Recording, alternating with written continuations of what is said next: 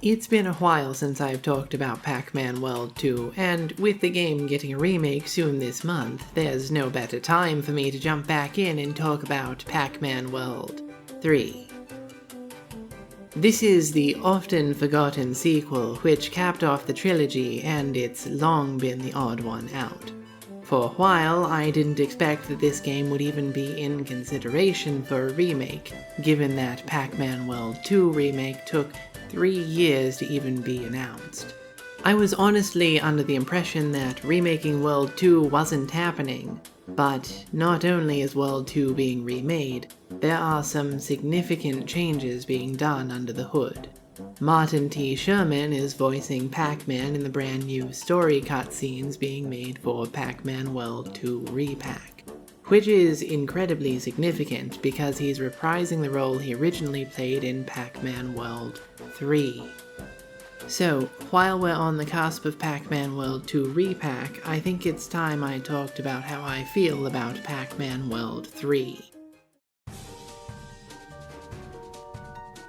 Pac-Man World 3 is an interesting departure from the Pac-Man World series. It wasn't made by the same developers as the first two games, and supposedly never even released in Japan. Reportedly, Don Bluth was involved in the concepting phase, but the project was scrapped and started over without his involvement. In some ways, you can feel a troubled development in the final product. Gameplay can sometimes be repetitive and simple, and the story doesn't really have a satisfying end. In other ways, you can feel how they try to shove Pac-Man into a mold to meet contemporary expectations. World 3 was released in 2005, right alongside a solo game for the world's most favorite edgy hedgehog. We were in the gritty E10 and T for Teen era, where even the mascot platformer needed to prove it wasn't like those colorful Nintendos your dad used to play. Alongside Shadow the Hedgehog, we had Jak 2 introduce guns and vehicles, Acclaim's one-and-done Vex, and yes, the grittier Pac-Man World 3. You saw the Super Butterbuns video, right? But how does one take the colorful 3D platformer Pac-Man World and sell it to the Evanescence-listening teenagers of the time? Well, it requires some changes to the writing, aesthetics, and gameplay. Originally, this was the first of the Pac-Man World games where Pac-Man actually spoke. Previous entries in the series had nominally present plots, but this is a game in which plot was a core element. Characters speak before, after, and during levels, meaning the game is full of story cutscenes. A lot of the characters trade snarky remarks in the game, including Pac-Man himself, who is often sarcastically trekking his way throughout the stages. The story is also more overtly dark. Pac-Man is not facing off against his usual cast of colorful ghosts, and in fact the threat he faces is so great that he's actually teaming up with his enemies. The main antagonists of the game are a little yellow devil guy called the Spectral Fiend, and a mad scientist named Irwin. Irwin is mining the ghost's home dimension, the Spectral Realm, for energy and resources. This mining operation not only displaces the colorful ghosts we know, it also agitates even fiercer entities known as spectral monsters. Yes, in contrast to the cute rainbow ghosts you know and love, Pac-Man World 3 introduces fucked up evil ghosts that are always on fire. There's even some sort of ghost racism in the game. No wonder the spectral dudes are upset. Not only are they outcast themselves, but now their home isn't even their own. Yes, but they're vicious little creeps anyway, so don't feel too sorry for them. Alongside the writing, the level aesthetics have changed too. Gone are the colorful, pristine worlds from previous entries. Now we have the muted, dirty, and gritty levels that were popular in the 6th and 7th console generations. The music takes a hard backseat as well.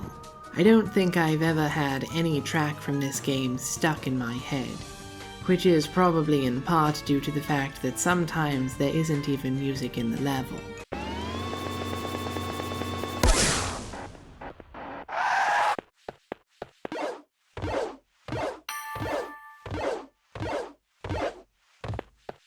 Occasionally in Pac-Man World 2, there would be these fairly out-of-place enemies like giant spiders or the lava-spitting enemy. These types of enemies are just the norm in World 3. I've already talked about the spectral monsters, but there's also troll-like enemies called armorlopes and lummoxes, as well as variously designed robots. Rather than the enemies feeling out of place, in this game it's Pac-Man and his cast of ghost companions who feel out of place in this world. Especially because Pac-Man's texturing makes him very shiny. I do like Pac-Man's shininess in this game. It always made me look enviously at him, like he was a sparkly painted toy I could never acquire. Where Pac-Man World 3 typically shines aesthetically is in Spectral Realm levels. The Spectral Realm is not bound by any sense of realism, and so it's allowed to look and feel more interesting. Paths are allowed to more freely curve, and platforms can float in the air without any sort of logical grounding. I especially like the paths that curve up the walls, because they allow you to use the rev roll in interesting ways that weren't explored in previous games. Finally, on our list of edgification, we have gameplay. Pac-Man World 3 is more combat-focused than its prior platforming entries, and this provides some mixed results. I will give the designers credit for recognizing that Pac-Man's boxing gloves can indeed be used for punching, but I can't say that I fully enjoy the shift to combat. A lot of the time, combat comes down to mashing the punch button to perform Pac-Man's one 3-hit combo, which completely stun-locks most enemies. The rev roll takes too long to charge, making it almost useless in combat. The butt bounce, previously a platforming tool, is now a combat option with a 3-hit combo. Always on the third consecutive bounce, Pac-Man creates a shockwave that damages enemies and prevents Pac-Man from performing more bounces until he plants his feet on the ground. The butt bounce is occasionally useful for crowd control, but neither combat option has much depth. You either press one button 3 times, or the other one 3 times. Hell, they took away the butt bounce's platforming utility since it bounces you lower than your normal jump height.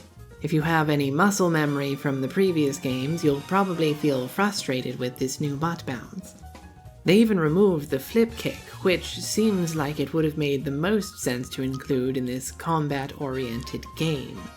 In World 2, the flip kick was occasionally used to break floating boxes to acquire mostly optional collectibles, as well as during the final boss. In World 3, it seems like it would have been very fitting as a platforming challenge tool, as well as an additional combat option for some kind of floating enemy. Despite all controllers at the time having 4 face buttons, only 3 are ever used, so Pac-Man doesn't have any other sort of guard or extra attack option at his regular disposal. I think even the designers recognized how boring combat could be, since they occasionally sprinkle in power-ups to defeat enemies faster.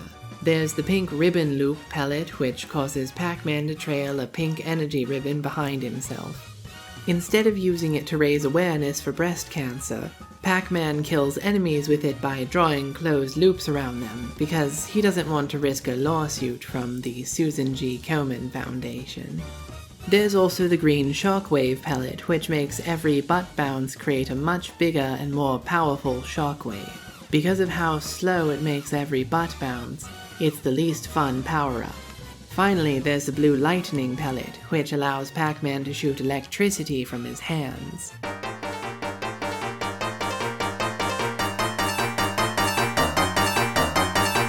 Because of a most likely troubled development cycle and the combat focus, Pac-Man World 3 is pretty light on substantial platforming challenges.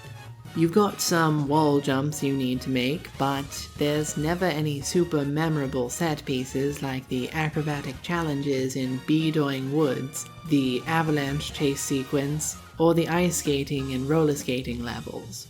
jumps are usually pretty safe, and Pac-Man has fewer options at his disposal. The rev roll is rarely, if ever, needed to cross chasms, which is strange because one of the positive gameplay changes made is that jumping out of the rev roll keeps Pac-Man's momentum. In World 2, pressing the jump button out of a rev roll would completely reduce Pac-Man's airspeed to that of his normal run speed, a likely side effect of the jump button being used to halt Pac-Man's aerial momentum if he rolls off a ramp.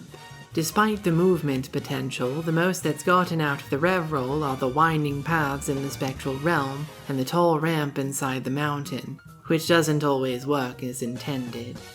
Other than that, there's rev roll pads, which only use the stationary charging portion of the ability to activate doors, platforms, and other scenery. World 2 gets the absolute most it can out of Pac-Man's abilities, while World 3 plays it incredibly safe and leaves a lot of obvious depth on the table. Pac-Man even feels more sluggish and heavy in this game compared to World 2, even though he wasn't particularly fast in that game either. World 3 can also feel like it slows to a crawl whenever any combat encounters start. Especially in later levels, monsters and robots get more bulky, requiring you to sink even more hits into them just to finish them off. When it comes to the spectral monsters, these fucked up plasma specters lock you in a room where you have to chase down power pellets, and then them to finally eat the monsters. Or you have to constantly scream at them as Blinky. For every portal in the room, the spectral monsters only come out a couple at a time, but the portals are made to spawn more than those monsters, meaning after you eat them, you're forced to wait for another set to slowly spawn. If you eat a power pellet mid-spawn, the currently spawning monster will also not turn blue, potentially forcing you to wait out another cycle. Pac-Man's sluggishness is also apparent in these sections since power pellets don't last very long. Oftentimes I would feel a little trapped having to consider whether it would be faster to simply run after the monsters to eat them, or go through a slow charging animation to unleash a harder to control rev roll. If I successfully rev rolled at a monster, then I'd perhaps get to gobble up one more monster for that pellet than usual. But if I missed, then I might not get to eat any at all. Given the title of this video, you might think I'm coming down hard on Pac-Man World 3. While I do love this game, I'm not going to pretend it doesn't have flaws. I think the main thing holding it together is the sarcastic humor. Pac-Man is being unwillingly dragged through this adventure, and so he's going to be a snarky bitch about it the whole time. It also helps to make Pac-Man feel less out of place in the story. Where other games would fill their characters' mouths with swears and give them an edgy redesign during this era, Pac-Man remains a plucky, yellow, round guy whose primary concern is eating dots and fruit. Rather than getting in touch with his darker Pac side, facing his Pac demons, or making a deal with the Pac devil, Pac-Man remains a plucky hero the whole time. Sometimes he participates in exposition, and other times he mugs to the camera and delivers the right one-liner.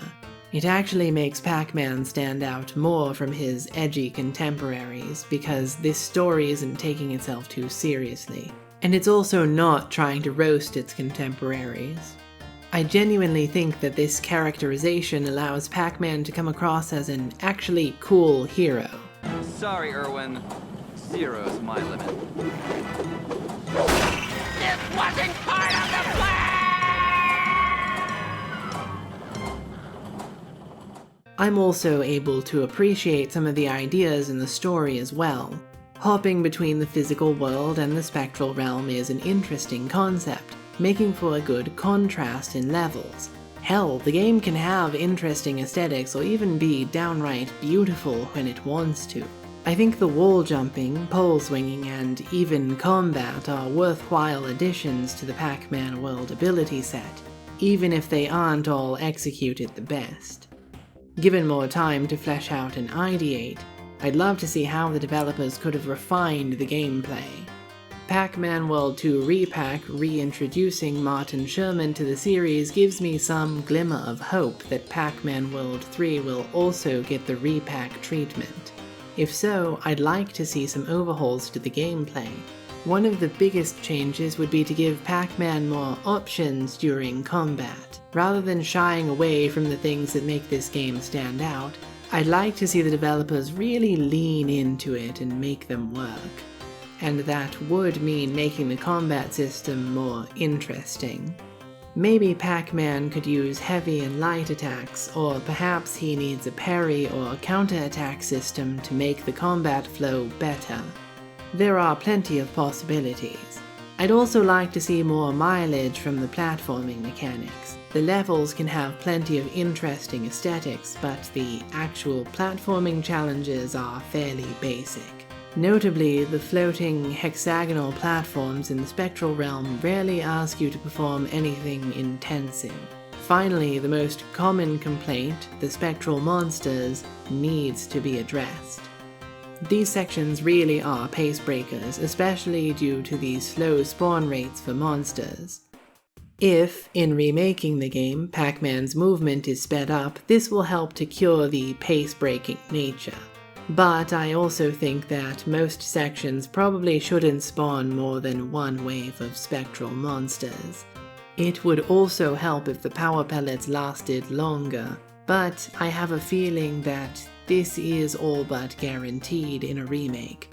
Both Re-Pacs now have changed the power pellets to turn Pac-Man into a giant, more classically styled version of himself, which already changes the nature of power pellet areas from the previous games. Pac-Man World 3 occupies an interesting spot in my mind as a fun, albeit flawed, game. I've played enough that certain aesthetic choices in this game are forever etched into my memory. I think I might actually still remember the exact sounds used in Pac-Man's 3-hit punch attack when I'm 80. I'm pretty optimistic about a potential Pac-Man World 3 Re-Pac, and the trailer footage I've seen of the Pac-Man World 2 Re-Pac definitely helps that perspective. Bandai Namco are thankfully not afraid to rework their existing games in a remake to bring things to a more modern design sensibility, or flesh things out better. But until I get that remake in my hands, that's all I have to say about Pac-Man World 3. Thank you so much for watching, and I hope you'll return for the next video.